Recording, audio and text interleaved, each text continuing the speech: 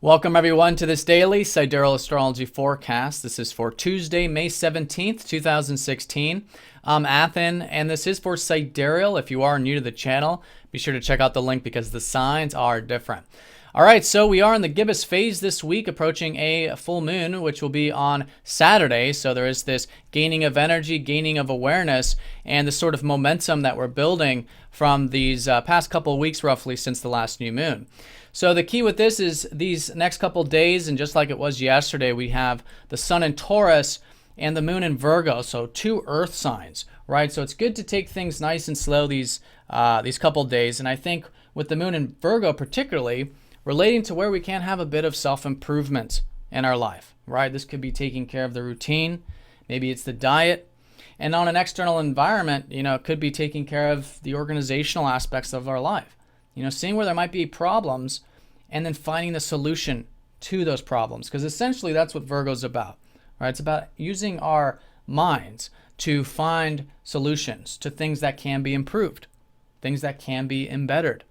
And so this can be internally, such as through the self-improvement and self-development, but also externally, maybe through our work, maybe through those, organizing things, taking care of business, whatever it might be. So that's the moon. And then in terms of the sun in Taurus, there's this groundedness that can really be had by enjoying the simple pleasures of life. It's a great area to focus. That good meal, the relaxation, the hot bath, basically anything that is provided from nature. And in fact, everything material does come from Mother Earth. So it's being grateful for that. It's connecting to our values, our material values, enjoying these simple pleasures, right? This can be a great source of energy right now at the moment. So within that context, Mercury, the ruler of Virgo, and Venus, the ruler of Taurus, are both in Aries. So there's still a lot of this active energy. And this is, with Venus, perhaps in those relationships, quite direct, quite independent, maybe enjoying a bit of that direct and independent energy as well. And with Mercury retrograde, reflecting on all of this, rethinking things. And with the routine, again, bringing that extra attention to the daily activities. Because Mercury, the ruler of Virgo, retrograde is suggesting that sometimes we can be in a bit of autopilot in the everyday sphere with a retrograde Mercury. So it's good to have that extra attention, make sure we're crossing those T's, dotting those I's, paying extra attention to the correspondence and whatnot. And that does help keep everything nice and grounded with this. So that's going to be the placements. Now, in terms of the aspects, we do have a subtle energy working its way in for the next couple weeks. And this is going to be Jupiter squaring up to Saturn. So this is actually the last and final aspect with this. It's been going on since August of last year. And although it's not going to be a major theme today, it is this subtle thing about taking things nice and slow. All right, Jupiter is that planet of expansion. It's about what's possible. It's about this inspiration that has been slowly moving forward since last week when Jupiter went direct. But Saturn here is saying, look, let's make sure we're taking everything nice and slow. Let's make sure it's done correctly, patiently, and let's really look at the long-term picture.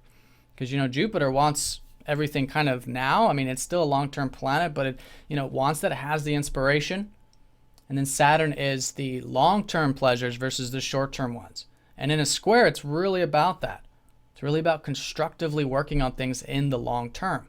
So do check your weekly to see where this is placed in your houses. But collectively, this is involving Leo, which is the Jupiter energy, which is about these new inspirations about what we enjoy in life.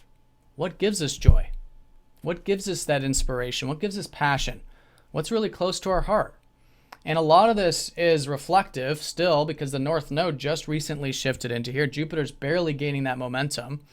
So it's still very new to us, right? So it's about learning, trying new things, experimenting with our creative side, with our self-expressive side, and through that we're learning, but there's also opportunities there.